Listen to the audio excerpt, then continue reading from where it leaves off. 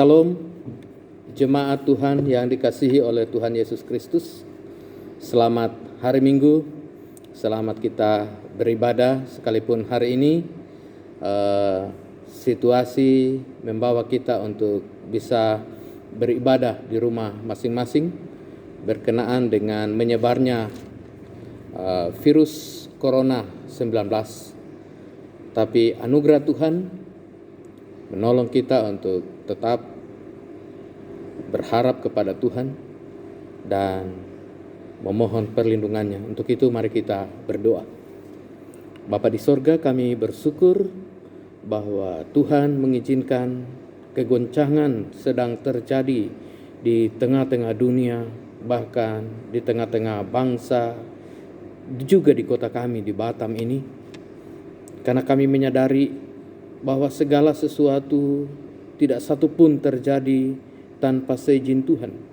Dan dalam hal itu pun kasih karunia Tuhan senantiasa menopang anak-anak Tuhan, orang-orang yang percaya kepadamu, umat kepunyaan Tuhan di bumi ini. Karena itu Bapa, kami mau membaca dan merenungkan firman-Mu.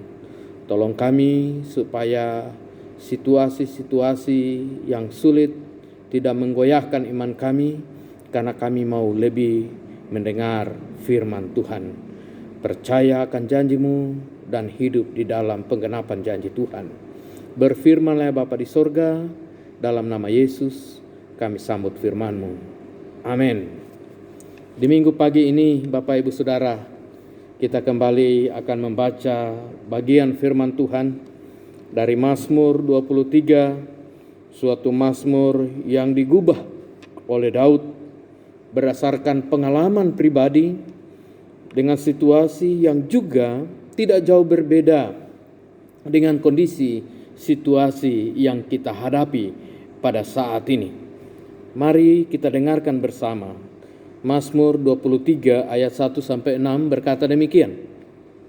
Tuhan gembalaku yang baik, Mazmur Daud.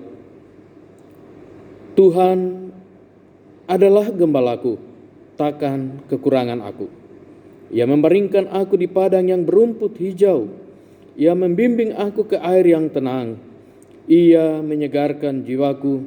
Ia menuntun aku di jalan yang benar oleh karena namanya. Sekalipun aku berjalan dalam lembah kekelaman, aku tidak takut bahaya, sebab Engkau besertaku. Gadamu dan tongkatmu, itulah yang menghibur aku. Engkau menyediakan hidangan bagiku di hadapan lawanku. Engkau mengurapi kepalaku dengan minyak, pialaku penuh melimpah. Kebajikan dan kemurahan belaka akan mengikuti aku seumur hidupku, dan aku akan diam dalam rumah Tuhan sepanjang masa. Bapak Ibu Saudara yang saya kasihi, Daud bukan manusia super yang berbeda dengan kita. Ia sama dengan kita. Ia mengalami pergumulan, ia mengalami goncangan. Namun dalam bagian ini, ia mengajak kita untuk menempatkan Tuhan sebagai gembala. Dan ketika kita mengambil langkah seperti Daud, maka kita tidak akan kekurangan apa-apa. Menempatkan Tuhan sebagai gembala dan membawa diri kita dalam penggembalaan Tuhan. Alkitab menuntun kepada kita untuk melihat cakupan penggembalaan Allah itu. Ternyata Allah menggembalakan umatnya, bukan hanya menempatkan kita di padang rumput yang hijau, di air yang tenang, di mana kita bisa minum dengan puas tanpa takut arus yang deras menghantam dan menghanyutkan kawanan. Tetapi juga sampai penggembalaan Tuhan di lembah kekelaman, di lembah bayang-bayang maut. Bahasa Ibrani yang dipakai dalam teks ini yang diterjemahkan sebagai lembah kekelaman itu menggunakan kata salmafet yang berarti lembah kematian atau bayangan kematian. Situasi-situasi di mana maut begitu dekat, di sana pun Tuhan hadir dalam menggembalakan kita. Ini berarti bahwa di lembah kematian atau bayang-bayang kematian sekalipun, pemazmur mengajak kita untuk meyakini sungguh bahwa Allah selalu beserta dengan kita. Ia memberikan penghiburan dikala kita mengalami duka cita dan membahagiakan kita. Karena itu tema hari ini berbicara tentang bersukacitalah, alami pekerjaan Allah yang menghidupkan saudara dan saya. Bapak Ibu Saudara, kalau Mazmur 23 ini menggambarkan penggembalaan Tuhan yang begitu melimpah sampai di lembah bayang-bayang maut. Mungkin kalau kita kaitkan dengan situasi kita saat ini Bapak Ibu, belum begitu sama dengan situasi yang digambarkan oleh Daud. Kita masih bisa berinteraksi. Kita masih bisa menikmati ketersediaan bahan-bahan makanan kita. Dan inilah wujud pemeliharaan Tuhan. Karena itu Bapak Ibu Saudara, bagaimana kita menyikapi situasi ini? Bagaimana kita merespon persoalan-persoalan khususnya terkait dengan virus COVID-19 ini? Mari yang pertama, jadikan Tuhan sebagai tempat untuk kita menaruh harapan kita. Orang berharap kepada Tuhan tidak akan pernah dikecewakan. Orang yang menaruh harap pada Tuhan, orang bersandar kepada Tuhan akan mengalami ketentraman dalam hidup ini. Karena itu Bapak Ibu, jadikan Tuhan sebagai tempat untuk berharap. Kita tidak tahu seberapa lama virus ini akan ada menyebar di seluruh pelosok bumi ini. Kita tidak tahu situasi yang membahayakan ini sampai kapan. Tidak ada jaminan yang pasti tanggal 29 Mei ketika situasi mungkin berubah berdasarkan prediksi. Tetapi di balik semuanya itu, ketika kita menjadikan Tuhan sebagai tempat kita berharap, maka kita tidak perlu khawatir. Mau sampai kapan? Sampai di situ pun perlindungan Tuhan tetap sempurna bagi kita. Yang kedua, jadikan dia sebagai sumber dari segala sumber di mana kita membutuhkan segala sesuatu. Mungkin bisa jadi akan terjadi krisis ekonomi, inflasi dunia dari segi moneter. Hari-hari ini rupiah semakin melemah. Kemarin malam menguat, hanya terkoreksi beberapa poin, tapi tetap berada di sekitar 16.000 rupiah kurang sedikit per dolar Amerika Serikat. Tapi hal itu pun dikatakan bahwa Allah akan menyediakan hidangan bagi kita.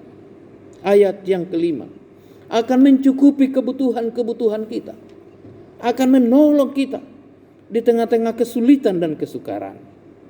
Jadikan dia sebagai tempat dan jadikan dia sebagai sumber segala pemenuhan kebutuhan kita. Ia yang tahu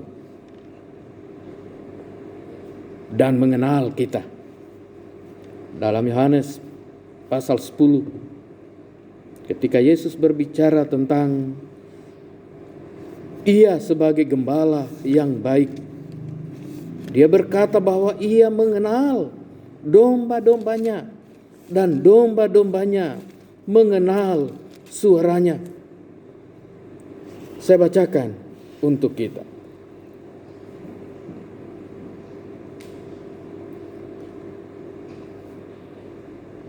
Ayatnya yang ke-7 dikatakan demikian. Maka kata Yesus sekali lagi, Aku berkata kepadamu, sesungguhnya akulah pintu ke domba-domba itu. Semua orang yang datang sebelum aku adalah pencuri dan perampok, dan domba-domba itu tidak mendengarkan mereka. Akulah pintu, barang siapa masuk melalui pintu, ia akan selamat. Dan ia akan masuk dan keluar dan menemukan padang rumput.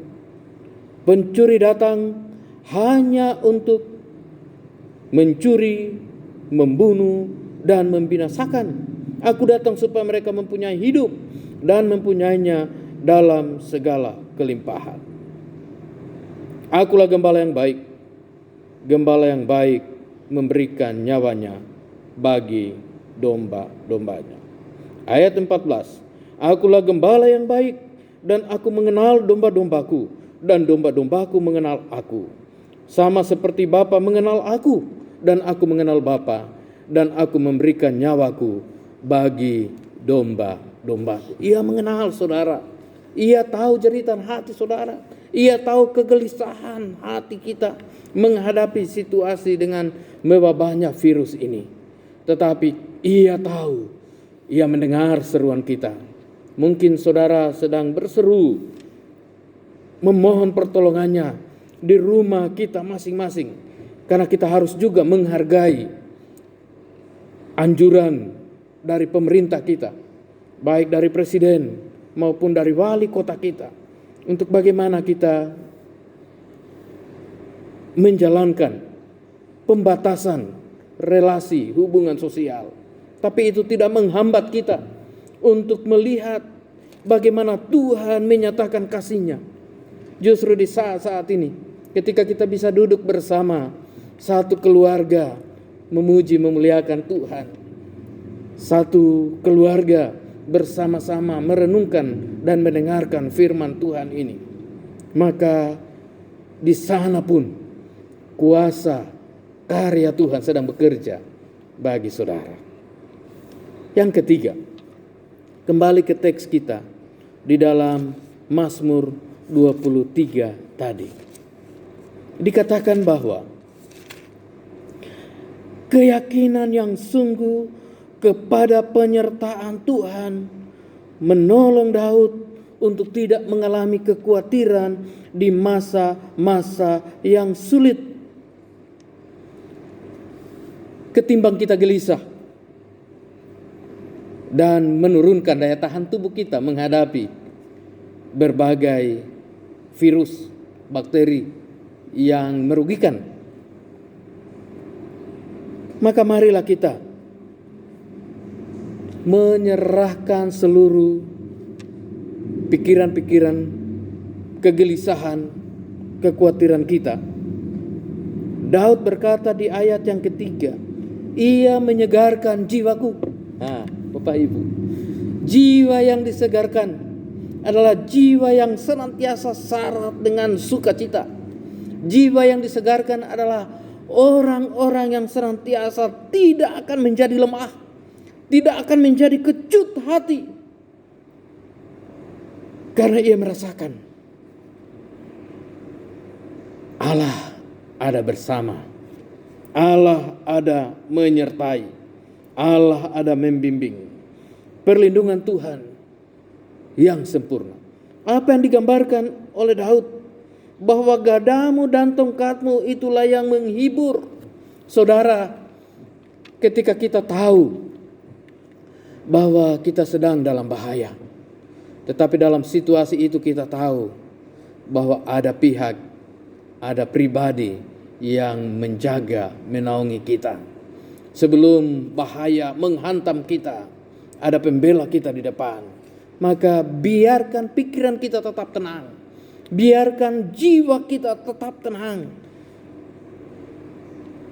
Apa yang kita khawatirkan, seringkali itulah yang mengejar kita.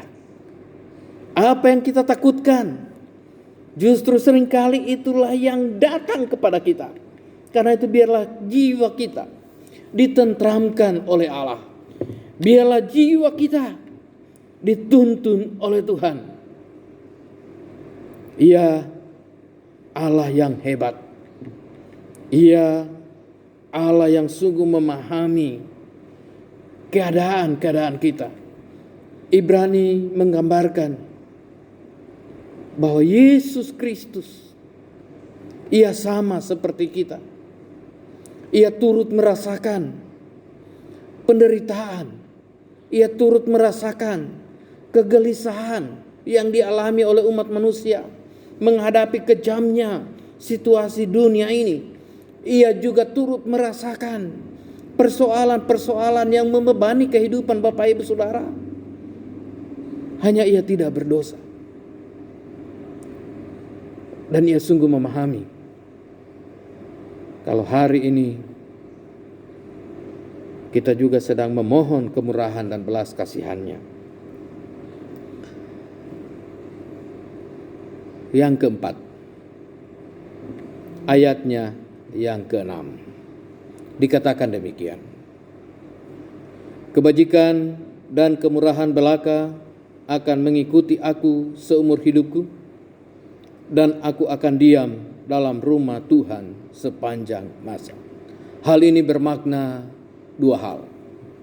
Yang pertama, dalam konteks kehidupan Daud, ia tidak pernah terlepas dari ibadahnya di bait Allah. Persembahan pagi dan korban petang selalu rutin ia bawa. Dan ini berbicara tentang bahwa ia akan ada di rumah Tuhan. Ia akan tetap dapat mempersembahkan korban di hadapan Tuhan. Karena kebajikan dan kemurahan yang mengikutinya. Kasih karunia demi kasih karunia yang diperuntukkan Tuhan baginya, itu cukup baginya. Bahkan tidak hanya di saat-saat tertentu ketika ia sedang ada dalam keadaan nyaman, tidak ada peperangan, tidak ada kesulitan, persoalan-persoalan yang dihadapi oleh bangsa Israel.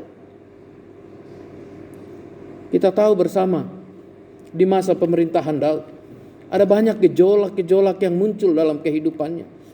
Ada saat-saat ketika ia mulai sombong, iblis menggoda dia untuk menghitung, mengadakan sensus. Dan waktu itu panglima perangnya Yoas telah berusaha mengingatkan kenapa harus dihitung. Situasi sedang aman, situasi sedang damai. Tapi Daud tetap menyuruh untuk melaksanakan itu. Dan ternyata ada kegagalan dia ketika dia mulai sombong. Dan Tuhan memperhadapkan kepadanya pilihan untuk ia harus memilih. 3 hukuman yang diperhadapkan kepadanya. Dan Daud harus memilih itu. Dan apa yang terjadi?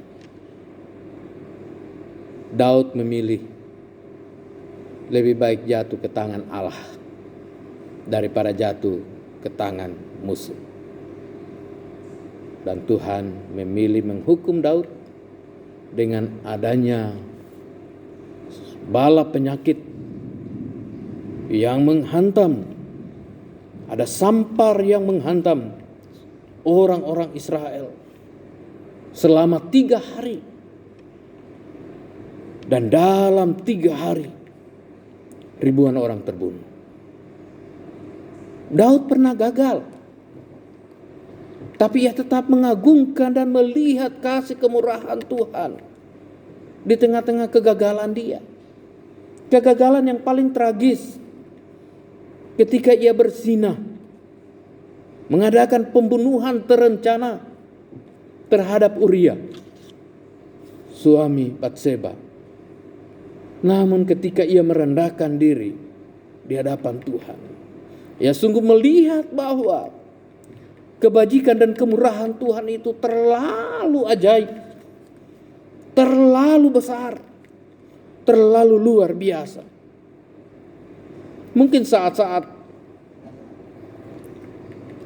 kita menghadapi ini, mungkin kita bisa meragukan, Tuhan, apakah Engkau menolong?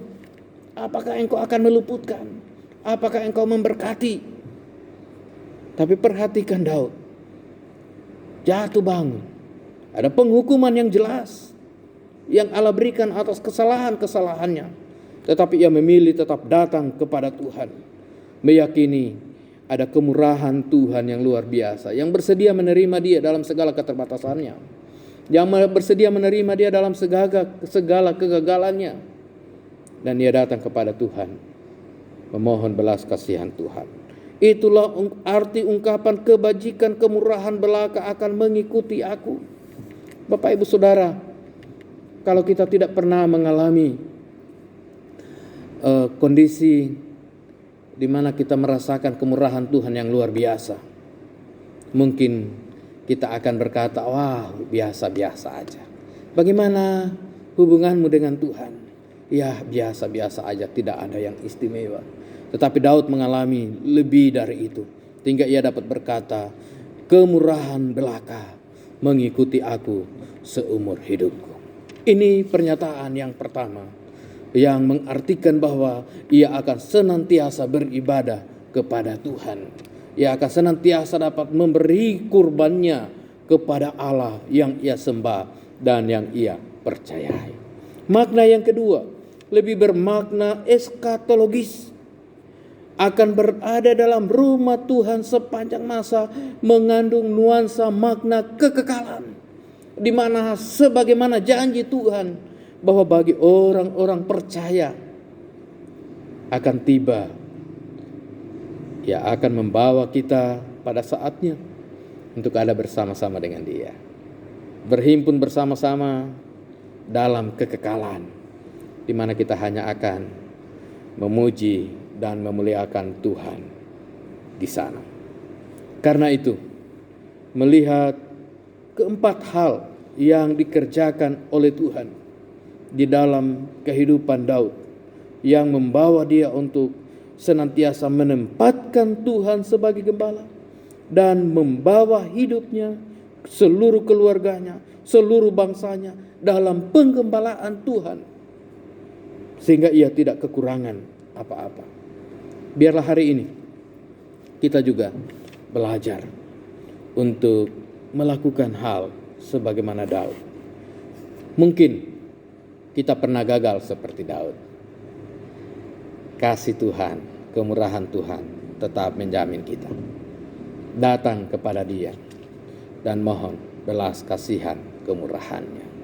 Datang bersama seisi rumah, rendahkan dirimu di bawah tangan Tuhan yang kuat, maka Dia akan meninggikan engkau. Ia akan meninggikan engkau bersama dengan keluargamu. Ia akan meluputkan, melindungi, menaungi engkau dengan berkat-berkat-Nya. Yang kedua, kita juga jangan menjadi nekat. Kita juga jangan menjadi orang-orang yang kemudian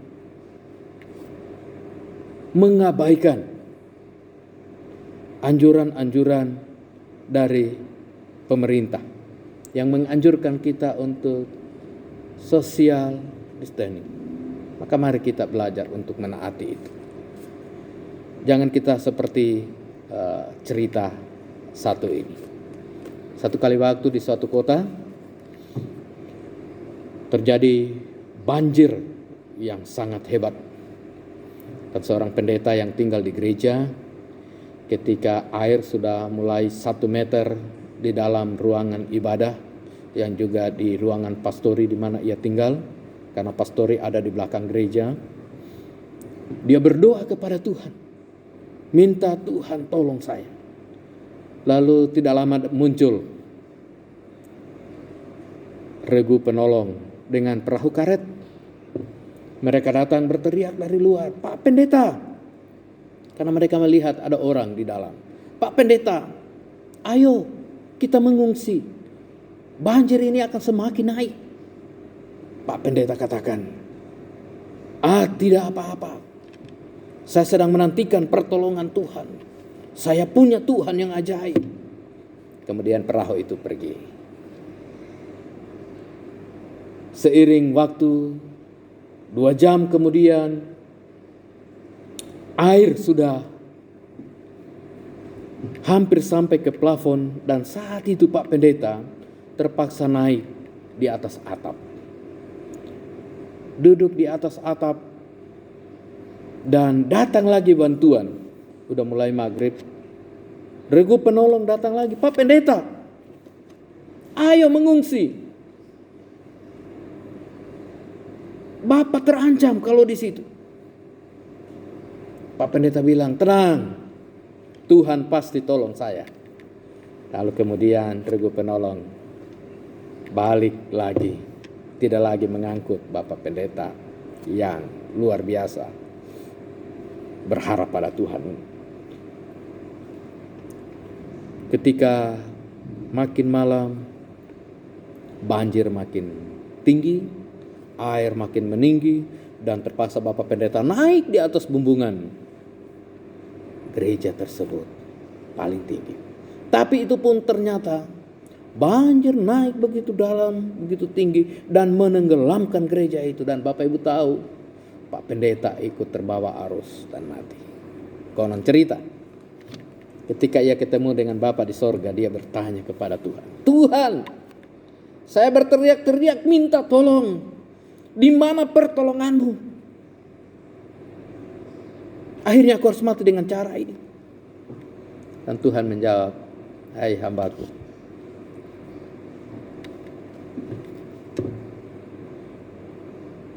aku sudah mengutus orang-orang untuk menolong,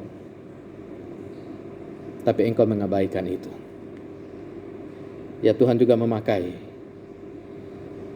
anjuran pemerintah, anjuran dari pimpinan sinode kita, sehingga walaupun berat hati, kita harus beribadah di rumah untuk 2 minggu ke depan. Kita berdoa supaya kita tetap aman. Social distancing mari kita laksanakan. Tidak ada salahnya. Ini bukan masalah beriman dan tidak beriman. Bukan juga ini membuat kita ketakutan, bukan. Tetapi kalau ini menolong kita dan kita juga menolong orang lain, mari kita taat melakukannya. Yang ketiga, mari kita semakin mendekatkan diri kepada Tuhan. Ialah segala sumber hidup. Ia yang akan memelihara hidupmu. Bahkan bukan hanya sebatas kebutuhan lahiriah, kebutuhan jasmania yang ia pedulikan. Ia menjamin ketentraman jiwa kita. Ia memberi kepada kita damai sejahteranya. Maka marilah kita senantiasa berpengharapan di dalam Dia. Maju terus, jemaat GMI Bukit Jaitun. Tuhan pasti menolong dan Tuhan pasti memberkati kita melewati masa-masa yang sulit. Kita doakan supaya pemerintah juga dapat mengambil langkah-langkah yang baik, yang bijaksana, diberi hikmat oleh Tuhan untuk mencegah semakin banyaknya orang yang terinfeksi. Jangan sampai kita menjadikan diri kita orang-orang yang menularkan penyakit ini kepada orang lain. Tapi dengan kita berdiam diri di rumah masing-masing, kita menjaga untuk kita tidak menularkan jika kita terkena, dan juga membatasi kita untuk kita tidak terkena. Salam. Saya yakin dan percaya kita beroleh sukacita melimpah dalam Dia. Tuhan Yesus memberkati, dan mari kita berdoa. Bapa di sorga, dari mimbar hari ini kami juga berdoa. Kami sungguh menyerahkan seluruh jemaat GMI Bukit Jaitun. Peliharakan mereka dalam kasih karunia. Beri damai sejahtera-Mu menguasai hati dan pikiran kami senantiasa. Baik jemaat-jemaat yang ada di Batam baik jemaat-jemaat kami yang sedang berada di luar Batam. Tuhan, dengarkan seruan mereka. Tuhan tentramkan hati pikiran mereka, dan Tuhan menyediakan hidangan bagi mereka. Tuhan lindungi mereka dari paparan virus corona ini. Tuhan lindungi supaya mereka boleh tetap sehat, tetap kuat. Dan mereka yang masih beraktivitas di kantor, di sekolah, atau dimanapun mereka bekerja, dalam berinteraksi dengan orang-orang yang lain, Tuhan lindungi mereka. Dan mereka yang berdiam di rumah-rumah, Tuhan juga menolong anak-anak kami yang sekolah, yang harus belajar dari rumah, perlu penyesuaian. Tapi kami berdoa, mohon berkat-Mu, urapi anak-anak kami, beri mereka semangat untuk mempersiapkan diri, khususnya anak-anak yang akan ujian nasional untuk kelulusan mereka. Kami berdoa, baik yang di kelas 3 SMA, SMK, baik yang di kelas 3 SMP, baik yang di kelas 6 sekolah dasar. Kami berdoa supaya Tuhan menolong memberkati. Kapanpun jadwal ujian nasional mereka akan ikuti, apakah itu ditunda atau tetap berjalan sesuai dengan jadwal, kami berdoa Tuhan memberi kesiapan mental bagi mereka. Tuhan menolong, memampukan mereka. Dan biarlah masa depan anak-anak kami sungguh terpelihara di dalam Engkau. Kami juga berdoa buat keluarga-keluarga kami yang jauh dari tengah-tengah keluarga di Batam, baik yang karena bekerja di kota-kota lain, yang karena studi di kota-kota lain, bahkan di Singapura. Kami berdoa, lindungi mereka, peliharakan mereka. Biarlah sukacita damai sejahtera-Mu melingkupi kami semua. Dalam pengharapan akan kasih dan anugerah-Mu, hamba menyerahkan juga bangsa dan negara kami ke dalam tangan-Mu. Mampukan bangsa kami untuk siap menghadapi terpaan virus ini dan membawa kenyamanan bagi seluruh warga kami. Berkati saudara-saudara kami sebangsa yang saat ini sedang menjalani perawatan karena paparan virus corona. Kami berdoa biarlah dimanapun mereka dirawat, di sana nyata kasih Tuhan, memberikan pemulihan, kesembuhan bagi mereka. Berkati tenaga-tenaga medis yang menjadi garda terdepan untuk menghadapi terpaan virus corona ini. Tuhan tolong lindungi mereka. Berkati usaha-usaha kerja keras mereka untuk menolong saudara-saudara sebangsa yang harus dirawat secara isolasi oleh karena positif virus corona. Berkati ya Tuhan upaya-upaya medis, kedokteran, dan jajaran saintis